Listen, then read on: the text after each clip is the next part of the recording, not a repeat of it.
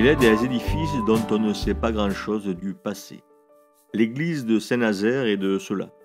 Le plus ancien état connu est livré par le plan cadastral du premier tiers du XIXe siècle. L'église est petite mais adaptée à la population. Elle est orientée, c'est-à-dire que le chevet est tourné vers l'Orient. Elle présente une abside circulaire. Elle ne semble pas avoir été dotée de plus de 2 travées. Peut-être ressemblait-elle à cela, avec son abside ronde. La construction du presbytère date du début du XIXe siècle. Elle marque la reprise en main par l'Église catholique de la paroisse après une période révolutionnaire difficile pour la religion catholique, défigurant au passage l'Église. L'abbé Goiffon nous parle d'importants travaux autour des années 1850 qui vont transfigurer l'Église et lui donner son allure actuelle compressée entre 2 bâtiments. Alors qu'en 1825, le cimetière la contournait à l'Orient, dans un espace désormais rempli par une extension de l'église.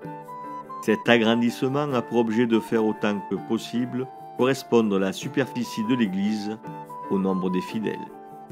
À la suite de cette restauration et de cet agrandissement du lieu de culte de Saint-Nazaire, un ensemble de rituels et d'actions diverses furent réalisés.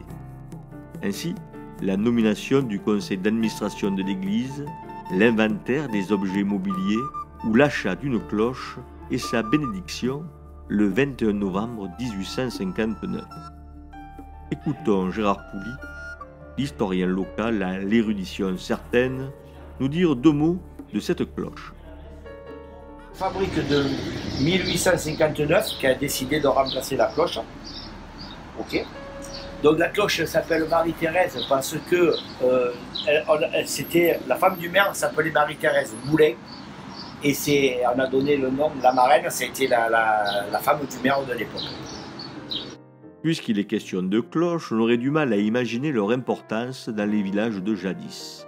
À Saint-Nazaire, comme ailleurs, la cloche est un outil de communication par lequel les consuls et le curé s'adressent à la population villageoise. C'est aussi un outil de synchronisation de la population. À chacun, la cloche, en sonnant, donne des informations sur le moment de la journée. Elle indique aussi le moment de l'Angélus, que l'on récite 3 fois par jour. Elle sonne l'annonce des morts lorsque le glas retentit.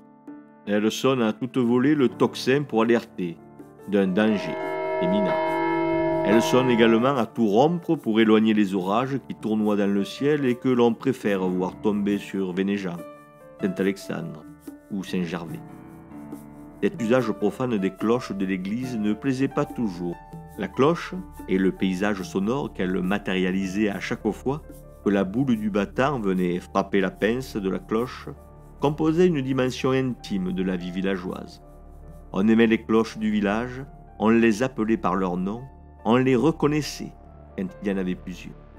Enfin, on se cotisait également et faisait des sacrifices considérables pour faire fondre une cloche qui venait de se fêler et qui sonnait mal. Il y avait une esthétique sonore des cloches, et au village, depuis l'enfance, depuis toujours, on était habitué à entendre leur timbre particulier, et au loin, on entendait celle des villages voisins que l'on n'aimait pas et dont on se moquait avec une mauvaise foi certaine.